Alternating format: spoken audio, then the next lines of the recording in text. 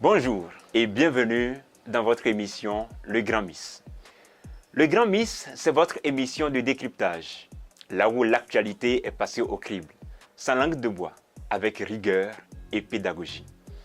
Pour ce numéro, on démarre avec un double fracas pour faire vibrer nos fans de foot et de la culture. Tremblement de terre sur la planète foot, le Real Madrid vient de frapper un coup monumental en s'offrant la pépite ivoirienne Yan Diomandé pour 140 millions d'euros.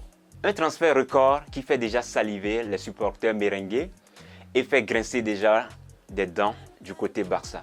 Mais l'autre actualité brûlante qui fait battre nos cœurs, elle est 100% béninoise et musicale. C'est notre immense fierté nationale, Sarah Wansou, qui a illuminé toute la saison de Vive West Afrique francophone. Face à Mewe, José, Franglish et Emma, Sarah Wansou a confirmé le rayonnement de nos talents sur la scène continentale. Entre le foot et la culture, on passe cette fois-ci à un autre sujet. L'installation historique du Sénat au Bénin. On débat tout. C'est parti. Le 30 juillet dernier, le Bénin a franchi une étape institutionnelle majeure avec l'installation du Sénat.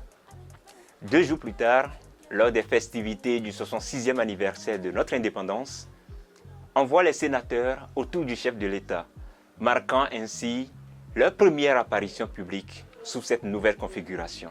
Et puis le jeudi 6 août, le Sénat connaît son tout premier bureau. Au thème du vote, l'ex-président Patrice Talon devient président du Sénat, avec à ses côtés Louis Vlavonou comme vice-président, Alassane Seydou comme rapporteur et Adjatou Matisse, rapporteur suppléante. Mais au-delà du cérémonial, au-delà des beaux costumes, au-delà même du protocole républicain, plusieurs questions se posent au sein de l'opinion publique. Pour bien comprendre ce qui se passe, il faut remonter aux fondamentaux. Jusqu'ici, le Parlement béninois fonctionnait sur un système monocaméral. Une seule assemblée, une seule chambre. Les députés votaient des lois et contrôlaient l'action du gouvernement. Mais avec l'installation du Sénat, le Bénin bascule officiellement dans le système bicaméralisme, c'est-à-dire un Parlement, mais 2 chambres. Mais alors, quelle est la différence entre un député et un sénateur? Concrètement, la révision de la Constitution opérée en novembre 2025 attribue au Sénat 3 leviers d'action majeurs. D'abord, un rôle de régulateur et gardien du temple politique. Ici, le Sénat a pour rôle de réguler la vie politique afin d'assurer la paix, l'unité, la démocratie, la sécurité publique et surtout assurer le respect de la trêve politique. Petite parenthèse, la trêve politique, c'est cette période d'apaisement prévue par la Constitution qui va de la fin de l'élection présidentielle jusqu'à 1 an avant les élections suivantes. Après son rôle de régulateur, le Sénat est doté d'un pouvoir de sanction. Ici, la Constitution lui permet de sanctionner des acteurs politiques pour des actes ou propos contraires à l'unité nationale, la paix ou la stabilité du pays. Enfin, le Sénat assure également un contrôle stratégique des lois clés. Il s'agit des lois constitutionnelles, des lois électorales, des lois qui organisent les partis politiques et qui nécessitent forcément qu'il accorde son aval. Mais au-delà de ces pouvoirs de régulation et de sanction, il y a un autre aspect qui rend le Sénat béninois unique au monde. C'est sa composition. Contrairement à ce qui se fait dans beaucoup d'autres pays, le Bénin a adopté une composition spéciale à travers des membres de droit et des membres désignés. En ce qui concerne les membres désignés, ce sont des personnalités qui siègent automatiquement en raison des fonctions de très haut niveau qu'elles ont exercées au sommet de l'État. On y retrouve par exemple les anciens présidents de la République, les anciens présidents de l'Assemblée nationale ou de la Cour constitutionnelle. C'est la mémoire institutionnelle du pays. De l'autre côté, nous avons les membres désignés. Il s'agit de 5 personnalités de haut rang ayant été au commandement des forces de défense et de sécurité.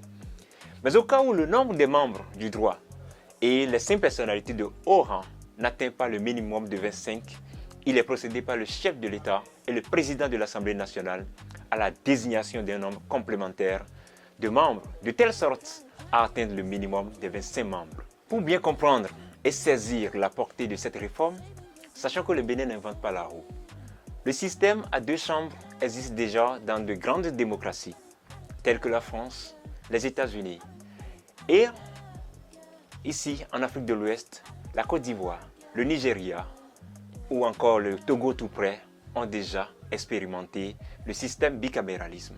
Alors, la question pour le Bénin n'est pas de savoir si ce concept fonctionne ou pas, car il a fait déjà ses preuves ailleurs. La question est plutôt de savoir quelle touche béninoise nos sénateurs vont-ils apporter à cette institution pour qu'elle soit utile à notre peuple. C'est ici que nous posons notre regard critique et analytique, car l'arrivée du Sénat suscite 2 grilles de lecture dans le débat public.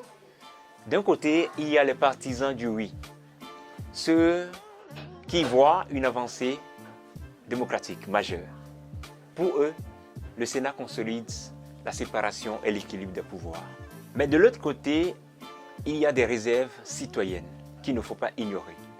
La première inquiétude, c'est le risque de la lourdeur administrative. Est-ce que la navette parlementaire entre l'Assemblée et le Sénat ne va pas ralentir l'adoption de lois urgentes? La deuxième inquiétude, c'est celle liée aux nouvelles charges créées par le Sénat et que doit supporter le contribuable. Et enfin, une troisième inquiétude serait liée à la proximité, au point où le citoyen béninois se demande en quoi ce Sénat va-t-il changer concrètement son quotidien, sa route, son centre de santé, sa sécurité. Pour réussir donc son mandat et dissiper les doutes, le Sénat aura un défi majeur à relever dès ses premiers mois. Prouver rapidement sa valeur ajoutée. Il ne devra pas être perçu comme une simple chambre d'enregistrement ou une formalité de plus, mais un véritable moteur de développement. En résumé, l'installation du Sénat marque une étape incontestable dans la maturation de nos institutions républicaines. Le décor est planté, le cadre légal est fixé. Il appartient désormais à nos sénateurs installés de faire la preuve par l'acte. L'histoire jugera cette institution à l'aune de ses impacts réels sur la gouvernance de notre pays. Et vous, d'ici et d'ailleurs, que pensez-vous de l'installation du Sénat au Bénin? Pensez-vous que cette institution va améliorer la gouvernance ou quelles sont vos craintes? Laissez-nous vos impressions en commentaire juste en dessous. Nous prendrons le temps de vous lire et nous en débattrons ensemble. Le Grand Miss, on mélange les idées et on fait jaillir la lumière.